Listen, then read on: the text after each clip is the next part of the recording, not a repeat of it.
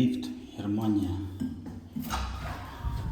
Короче, сейчас я їду на 7, 4, 5, 6 не работает. Получается, что мы живем тут.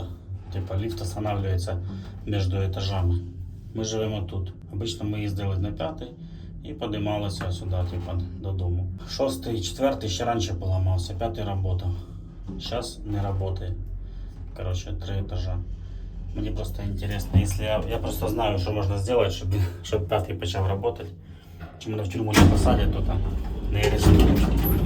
Оця штучка, короче, блокує, ну, типа, натяжение держит. Вона заклинула. І 5 етаж не працює. Если я просто откручу її, щоб вона трохи ушла всередину. Надіюсь, мене в тюрму не посадять за це. Тому що вони вже 3 місяці літають. Які там 3 місяці? Полгода вже. Ремонтують ліфт.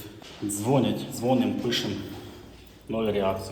Коротше, прийдеться самому втрутитися.